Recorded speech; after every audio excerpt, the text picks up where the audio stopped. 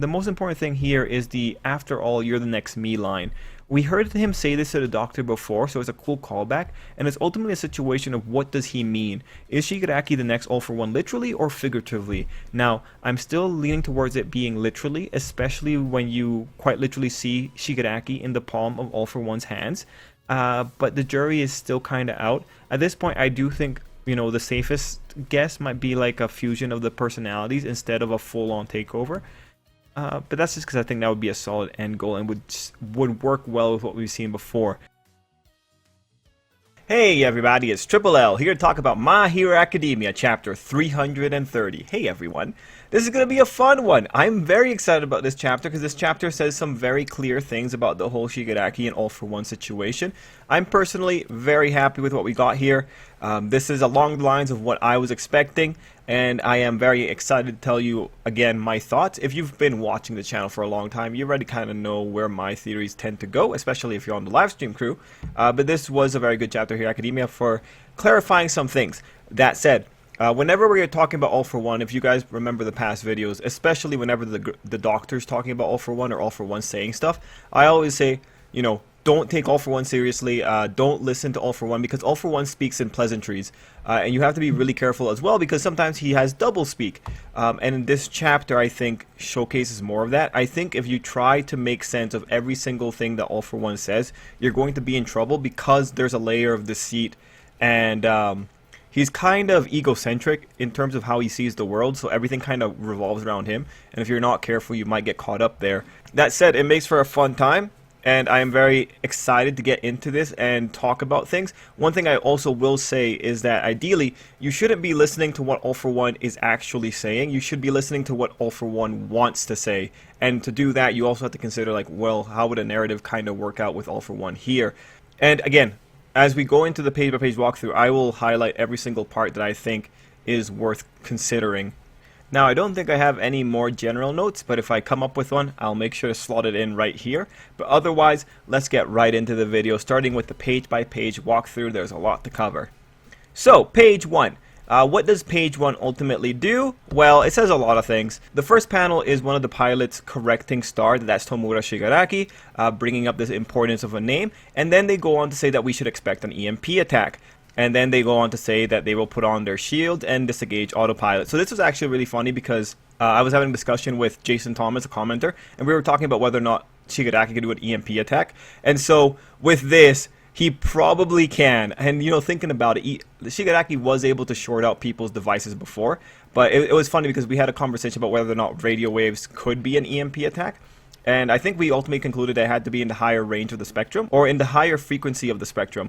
It looks like the United States were prepared for the possibility that Shigaraki could do not only radio waves, but every other form of electromagnetic waves. So that's actually pretty smart on them, and I do appreciate it. And it's funny because they do have the technology to counter it, which was something we talked about on the live stream. Now, one thing that you have to take away from this here is that the United States has information. Not only that, they knew to expect an EMP attack. What does that mean? It means they know about Shigaraki's quirk. This was something we were talking about in the live stream. No, they 100% knew about Shigaraki's quirk. There's another moment in the chapter that confirms that they knew this.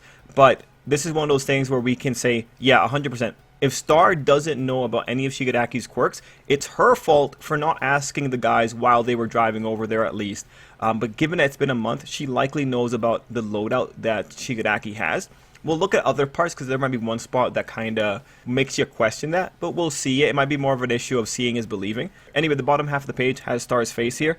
This one was interesting only because it's just, I know that the author has a fascination with this word, but like when they're asking what's the play, offense or evasion, and Star just goes, we smash, it's like, I don't know. Personally, I don't care for smashing. It feels pretty Neanderthal to me. I mean, the thing is, however, in Hero Academia, smashing is the meta. Smashing, just punching something really hard, gets you pretty far. Like Shigaraki kind of shows us here in the chapter. If you punch the air hard enough, you're gonna fly. And if you punch the air, and also if you punch the air hard enough, you'll change the weather. So it's unfortunate. Like personally, really don't like Smash. I hate that every power or every attack is called Smash. It's never been something that I've enjoyed, but whatever. Simplicity at its finest, right? It's also pretty funny because this chapter is the one that brings in arguably the most complex quirk that we've seen in terms of like reality warping. But yeah, okay. Actually, depending on it, you might call Momo a reality warper, because at the end of the day, she's creating something that doesn't exist. Moving on. Page 2. I think page 2's most important thing was showing the disposition of the people with Star. And it starts off with the pilot that says, let's hope at least one of us makes a safe landing. So, this is kind of cool just because this is kind of hardcore patriotism. Like, this is hardcore dying for your country right here and now.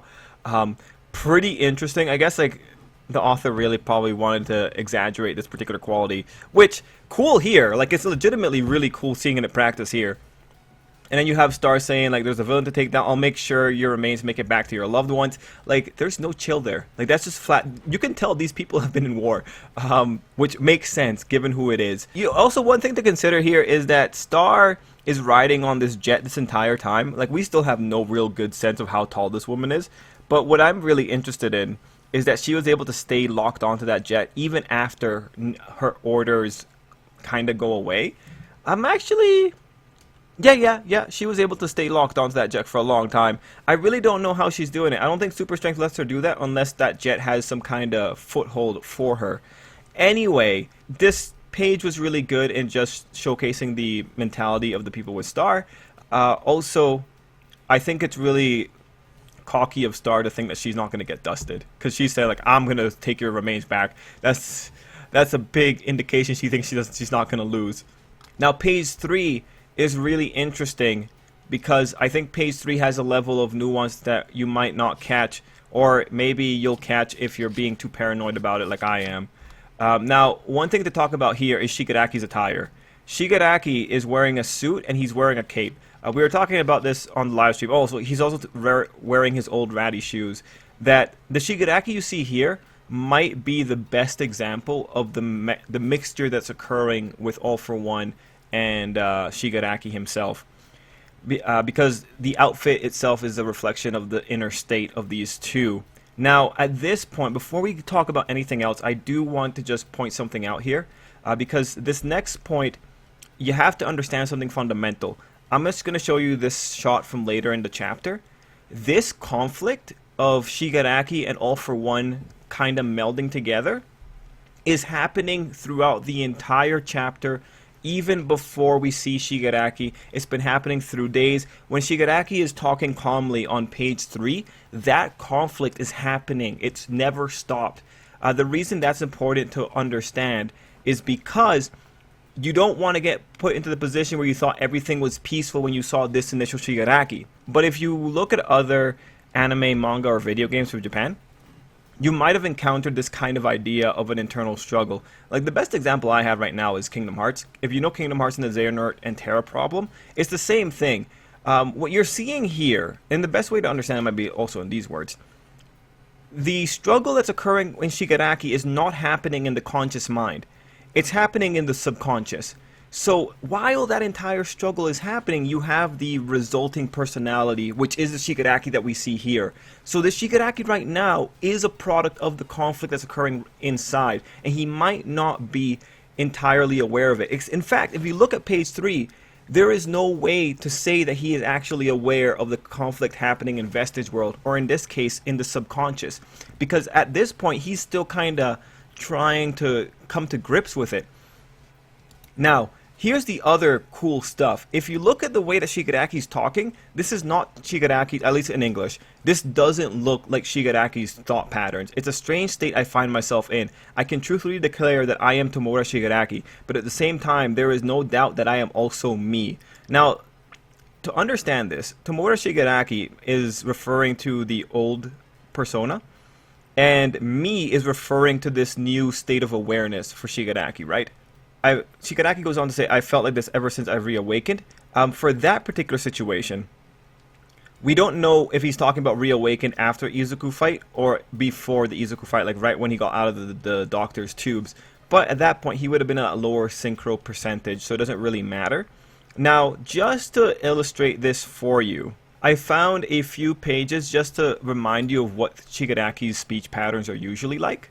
I got some from chapter 297 where Shigaraki saying, I said this is my body. What you have to look at here are the contractions. Shigaraki talks in contractions a lot more. He has more casual dialogue or dialect than All For One does. So like in this page you see, I said this is my body, or this is with the little contraction, and All For One saying, now awake now are you? No, I'm prescribing a good long rest. This is already a pretty good example here. Shigaraki contracts a lot, and All For One's a little bit more grandiose. Moving on to another page from 297, but you're the one who said to give my body a break. After I do with it's my body, give it back. Another line from Shigaraki, I won't be your stinking pawn. And for All For One pawn, you have it all wrong, Tamura. You're very near and dear to me. So again, the difference between the dialects are right there. Do we have any other good examples? Yeah, from 295, a very quick little flashback of Shigaraki's words. I feel so sick, I want to vomit, but I also kind of feel at place. It's weird. It's like there's a lump of lead deep down in my heart, providing an endless source of rage that bursts out. Now, mind you, that one's a little bit more grandiose, but the critical thing here is, again, just how casual in general Shigaraki seems to talk. There is a little bit of a difference, and this new personality, I think, is bringing in more of All For One's sense and mixing it together with Shigaraki's. Mind you, this might be an overanalysis. Like, it's kind of tough, especially because the differences would be more apparent in the Japanese, I think, if there were any subtle differences. Like here, what we're looking at is an issue of tone. Anyway, page 3 shows that the personality resulting from the friction is aware of himself and aware of what he used to be. Page 4 is just showcasing Shigaraki's incredible payload, and then you have an interesting taunt, well, USA, who will be the first to attack the other. This is important because this just says that Shigaraki is aware of this person's quirk, which Star goes and confirms in the next page when she says, do you already know what my deal is? So this is by far the strangest thing to me. Like, I can't fathom how one of the most famous heroes in the world thinks that villains won't be talking about her quirk. I can't fathom in what world this person thinks, oh, so you know my quirk? And mind you, I know like some people could be like, oh, but you know, people are secretive and they keep their quirks under wrap. But at some point, there could be a mastermind villain watching this girl in security footage every single time she does something. Like, come on, if she's a great hero, they must have great supervillains. Like, this is just stupid dialogue, I think. In a world of superpowers, it's guaranteed that a bunch of villains know what this girl's quirk is, have tried to counter her before, and likely have passed that information to All For One. Now, mind you, this is an issue of just like battle banter, but it's just pretty lame. In the grand scheme of things, because it doesn't speak well on her or the rest of the world. There is no way no other villains haven't figured out what this girl's quirk is. And the reason this is important, because apparently in the actual universe, it seems like All For One actually doesn't know the limitations of this person's quirk. So you know enough to know she can reality warp, but you're telling me no one has had enough video footage to be able to say, oh, hey, she can only reality warp one thing at a time, right? It just doesn't make sense. It makes sense kind of in a vacuum if this was the first time she was having a fight, but if this girl's been around since what All Might was, well, she was a child when All Might was like in his teens, like pump her up like 20 years, that still put, yeah, no, she would have been active for more than 10 years. Yeah, no, come on, like basic observation skills. But, you know, whatever. The story kind of needs this as well. You can criticize this all you want, but at the end of the day, what can you really do? It just makes for a little bit more of an interesting back and forth. The worst thing it does for the logic of the universe, it makes a lot of people seem really inept. Because, again, basic observation skills. The unfortunate thing, too, is that everyone should be cluing in on this, given that she has to say things out loud. Anyway, page 5 is where we see the first demonstration of the quirk. And this is probably one of the more overpowering aspects of it, because what the quirk says is that it's continuous or contiguous if it touches anything that's connected to the same concept, right? So the air, it can be effective. So this girl could go to the ocean, and because we don't know the area of effect, and we'll talk about that in a quick second, because we don't know the area of effect, the girl could go to the ocean and say the ocean will warm up by 4 degrees or something like that. And mind you, this is assuming that there isn't a limit on the area of effect. That's pretty overpowered. And this is probably one of the most interesting applications of it. The fact that she was able to just rule over the air as a concept in of itself. However, there is something weird.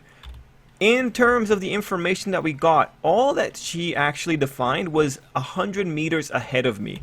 But then when you go into page 6, you see this giant star. The thing is, the dimensions of the space that was affected, it actually wasn't told to us. So how exactly does a star form? Is the area of effect of the quirk naturally a star shape? Or is this just some kind of visual? Or is this an oversight from the author? This is the big thing here. Because 100 meters from her, we don't know how deep that goes. Like, if it's 100 meters from her, does the vacuum space extend for 300 meters away, 400 meters, 500 meters, a kilometer? Like, what exactly are the rules to governing the dimensions of the space that is affected? So this is probably a spot that I really would like some clarification on, because that tells us how aggressive the quirk is. But right now, what can we do? The author's only given us a star shape, so all we can really do is just assume, okay, the star is the AoE. It probably cannot get bigger than that, but you guys see the problem. The star shape has no context leading to it in the chapter.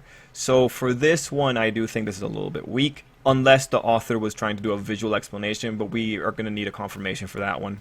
Anyway, page 6 is also where on live stream we freaked out, because this is where we found out touching a target, she can call the target's name and assign a new rule to it. And as we know, this became a problem later on. When you see this is why it becomes a lot more important, the conversations that these people were having early on. Like when she's asking if that was All for One or Tomura Shigaraki. Now, again, on Star, I actually don't have that much of a good opinion of her because she looks really dumb to me. It makes no sense to me that you're going to Japan, you're going to be going towards your enemy, you're a person that needs to know the name of people, and you couldn't do a basic read of description like, oh yeah, Shigaraki is this young 20-something-year-old with white hair. You couldn't do a basic read, and also like, oh, and All for One is a potato head. Come on, if the guys in your jet have the time to learn, you can certainly look at a chart with the VIPs on it, especially if you're going to the other direction. It's been over a month. If you really like All Might, you should be studying up on the guy that ruined him. And mind you, again, I'm being like really aggressive on this one, but I don't think this is good. I think, again, a lot of the things that are happening in the chapter make the rest of the world look a little bit dumber. But mind you, the problem here is it's just an issue of the name itself had to be reiterated. The author had to draw significance to it because of how important the name ended up being. And mind you, again, when we saw the name, it's like the other interesting thing here too when it comes to the name is that Star was able to hear this guy was having an identity crisis. And if I have a power that relies on names, I get really suspicious. And one thing that I'm definitely coming out of this chapter kind of wondering is, how tested is this woman's quirk? Like, I want to know, if you refer to a villain by their villain name, does the quirk still take effect? Right? Are we doing legal names? Or are we, like, what is the significance here? Like, if it was me, I would just say, if someone answers to a name, that is essentially their name.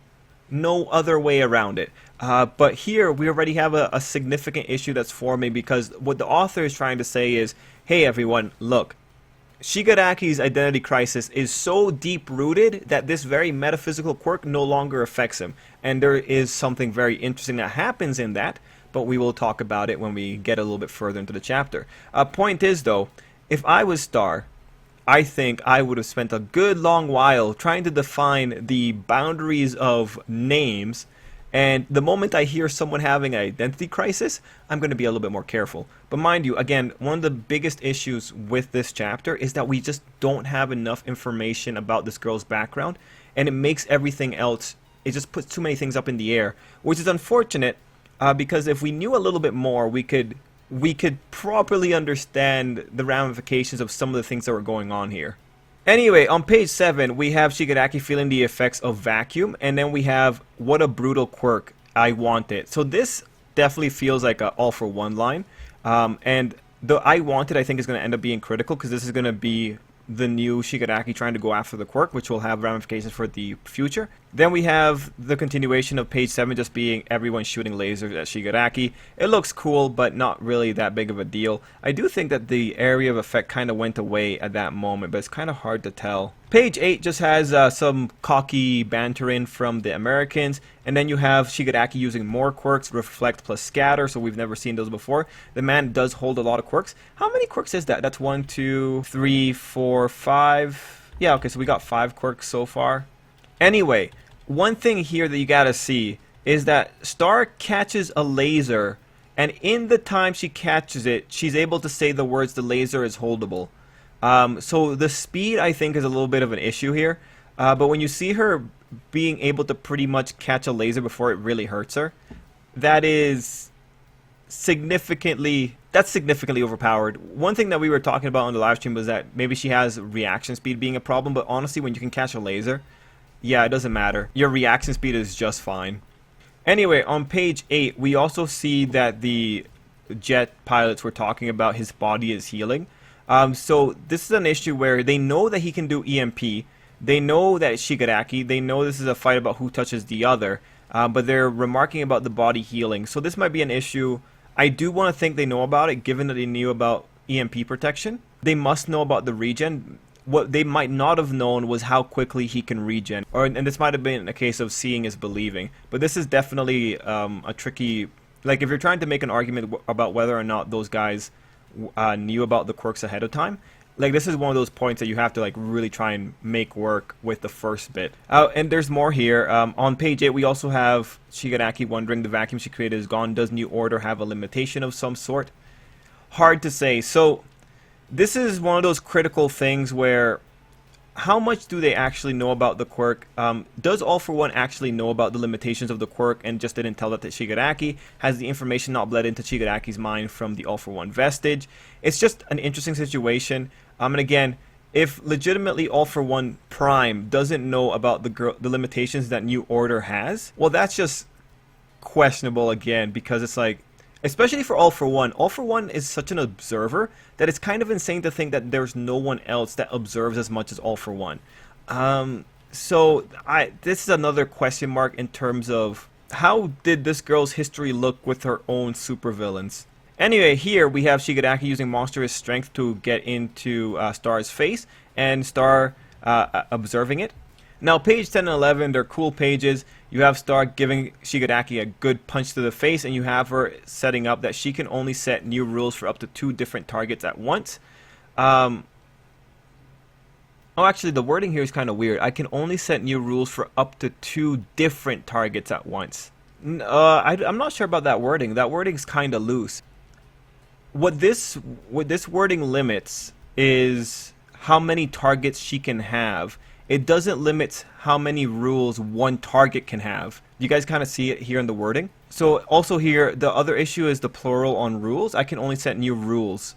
So this is pretty much saying I can set new rules for one target. In context, the way it sounds is that one target can only have one rule applied to it. So I think the better wording for this would have been I can only set one new rule for up to 2 different targets at once.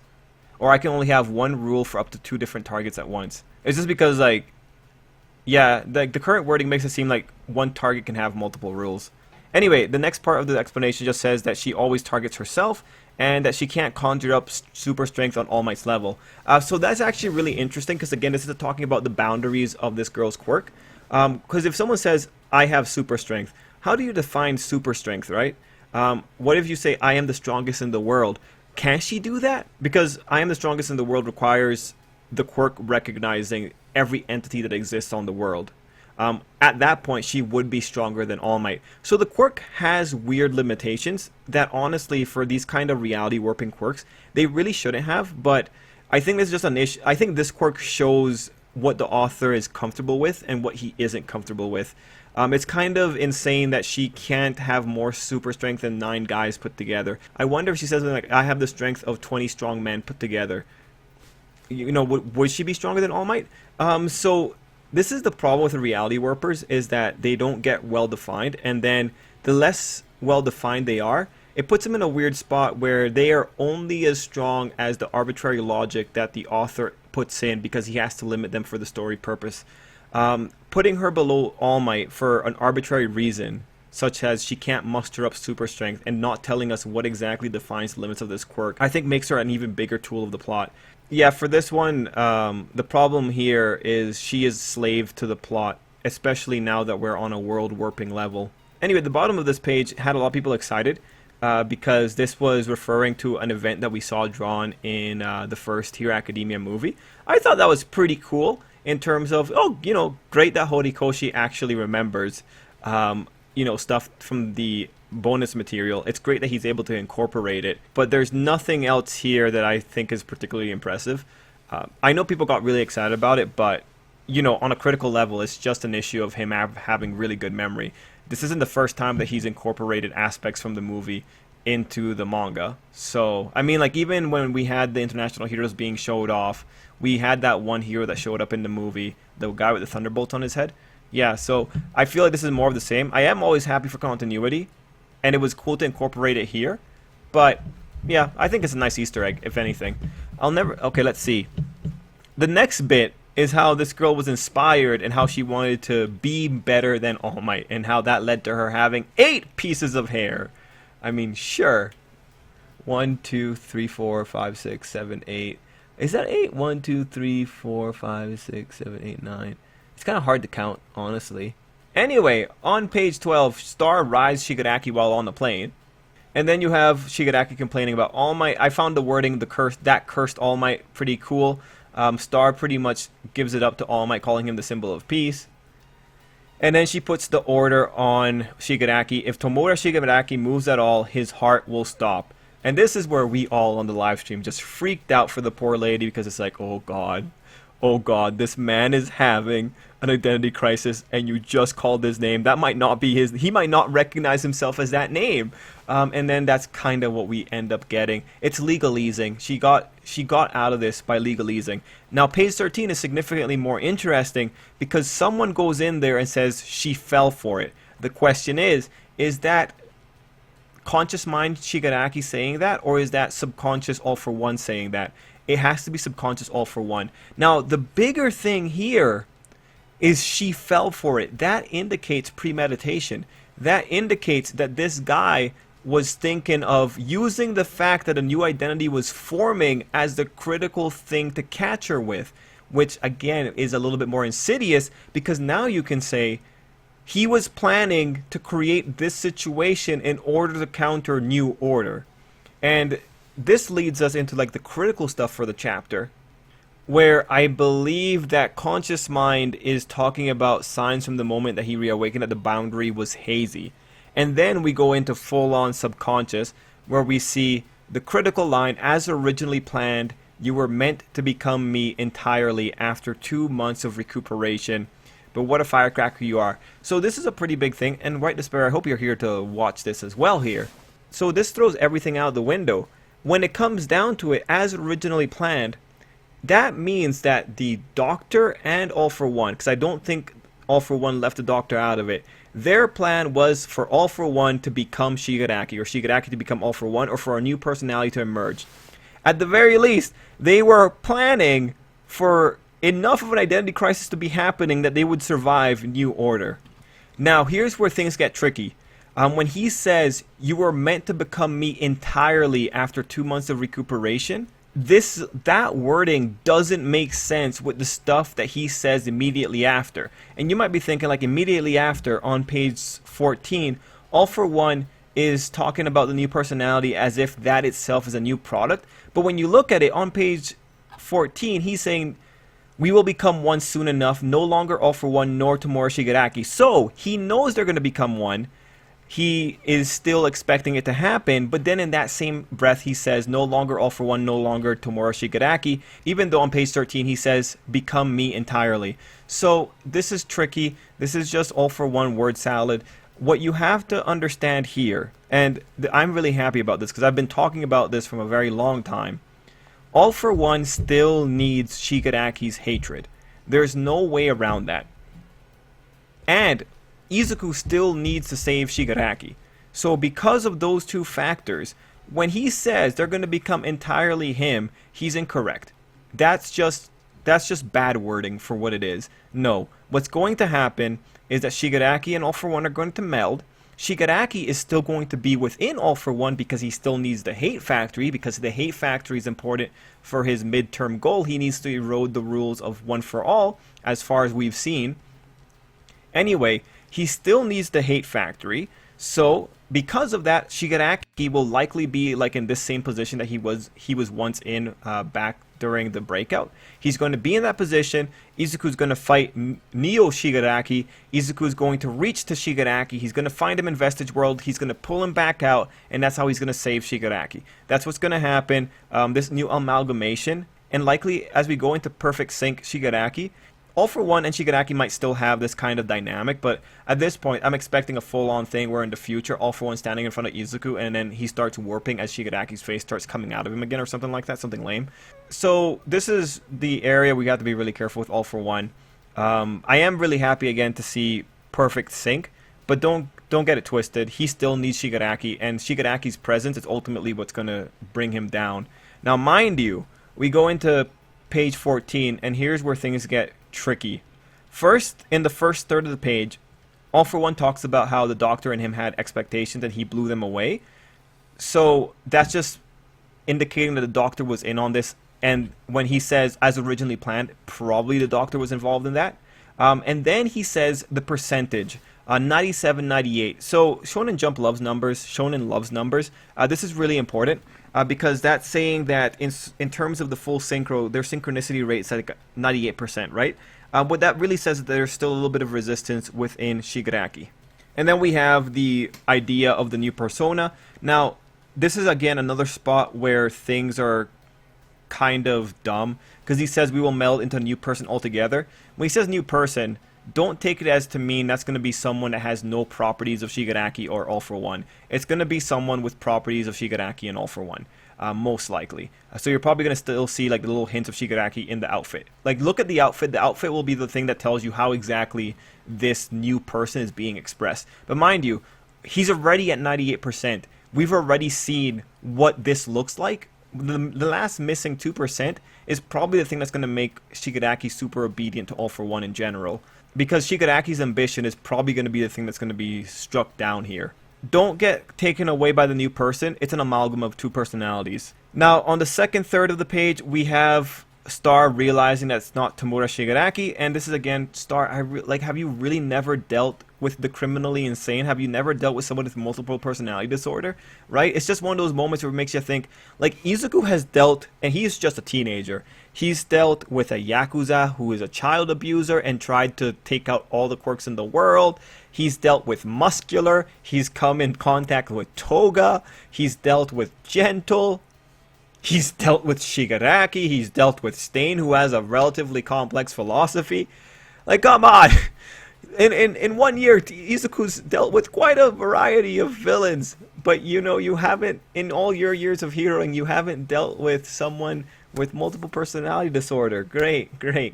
Anyway, the big thing here, though, is that the author was showing how the critical thing for when you're seeing Shigaraki struggling in the Vestige World is that it says, okay, like, this is actually a severe problem. And this problem is so big that it was able to overcome this girl's very arbitrary quirk. Because, again, we don't know what exactly the rules around the name are. At that point, I will also say that the amalgam personality still says, I can truthfully declare that I am Tamura Shigaraki. So this is like the other issue, because the author pretty much says the amalgam recognizes himself as Shigaraki to a degree. So what you ultimately have fighting here is that you have like some awareness of his identity, but then what you're saying is that awareness of the identity isn't enough for New Order to take effect. And that's where it gets really tricky. Like, what kind of recognition of your name do you need to have for New Order to take effect? What happens if you have like a super hardcore Zen master who is able to disassociate himself from the identity, effectively killing the I in the situation? Does New Order take effect if you don't associate with your name? Like, what exactly are the limitations here? Is it possible that every single person who reaches enlightenment is able to overcome New Order just because they're able to disassociate from the self? Because this is ultimately the problem that we're having here. They're disassociating the name, the label of the self from the self. It's just so fundamentally screwy. If you're going to bring in reality warpers, especially in Hero Academia where some of the powers are more or less well defined, like, come on, man, you got to go all the way. You got to give us like good distinction here. Ideally, he will, but this is already pretty tricky. Actually, if you think about it, the author is pretty bad on this. Actually, he's not really good on powers like this. Like, to this day, Rewind still has question marks on it that people aren't able to figure out. Night Eye's quirk is also still left up in the air. Momo's quirk fundamentally is busted because Momo violates the conservation of mass. So actually, no, the author's he's not gonna fix this. We just pretty much have to accept this the way it is. Anyway, the final third of the page is this moment where All for One keeps goading Shigaraki on. Your hatred delivers us to our glorious future, and you know, whatever, All for One. Yeah, hatred is just the perfect solution to everything. Whatever. Page 15 is interesting because on page 15 we see that Shigaraki's hair grows wild, and at that point is where you recognize this has all just been a giant journey to All for One getting back a full head of hair. So props to him. He looks glorious. And then we have, I think, the critical thing that it began in that house with a grain of hate that grew and built upon itself. Shigaraki is acknowledging where the journey began. The question, of course, here is who's thinking that? Is that Shigaraki thinking it? Or is that All for One thinking it? At that point, we have the conflict in Shigaraki becoming apparent for the conscious mind when the conscious mind says no. And then we end up with black lightning and like a small burst of light. I'm pretty sure next chapter we're going to see long hair, Super Saiyan 3 Shigaraki, whatever. And I'm sure that's going to end pretty badly for Star. So now let's talk about the future. What do I think is going to happen here? Well, I think it would be best if Star's quirk isn't taken away. I think Izuku has a way to deal with Star's quirk because Izuku also has multiple vestiges inside of him. I think he has a way to deal with it, but he doesn't have a way to deal with the quirk itself affecting space, essentially. So he's going to be in trouble there. It's honestly just better if New Order isn't in Shigaraki's hands. And like this, let's not even bring in all the horrible things that are going to be said here. Like if Star goes down here and she loses her quirk, all she was a nice little gift basket for All for One. That's what she ends up being. And that's not going to be very cool to do to that character. Mind you, like we had this talk with Nagant, but she got her flashback. The character is essentially done. Like there's no more good work to be done with her. It's over. The author gave the flashback because she's going to be out of the story for a while here.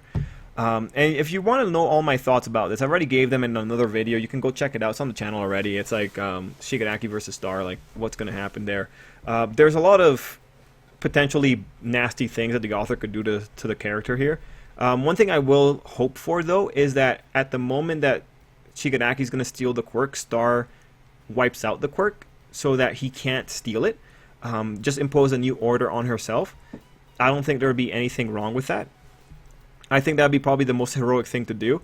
Honestly, if she loses her quirk, I'd rather Shigaraki just leave her alive because there's no need to kill her. Might as well just keep her around, even if she is just a glorified fangirl. And it's pretty funny, like when she was calling All Might her master, I think I even like talked about it. Yeah, she might just be a fangirl or like inspired by him. So pretty good to get that was what she was all about. Now in terms of Shigaraki here, I think going forward into the future, Shigaraki's going to maintain a little bit of resistance. So, you know, he's going to be stuck at 98% for a while. But I feel like Shigaraki is going to go kill All for One. And guys on live stream, you already know this story, but he's going to kill All for One. The moment he kills All for One, the synchro goes to 100%. And once it goes to 100%, Shigaraki's screwed. He's lost. I think Shigaraki's going to walk himself into a gigantic trap. And in acting on his hatred, like that line, your hatred delivers us to our glorious future.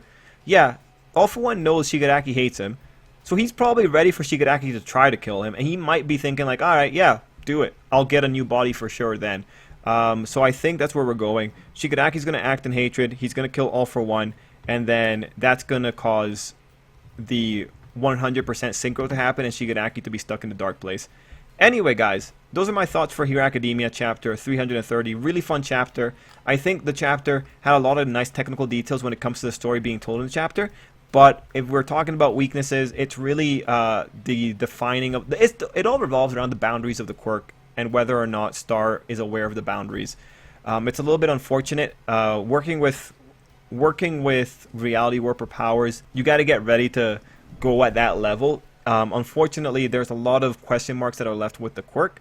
So this quirk works more for the plot as opposed to being as opposed to being something that occurs within the story naturally.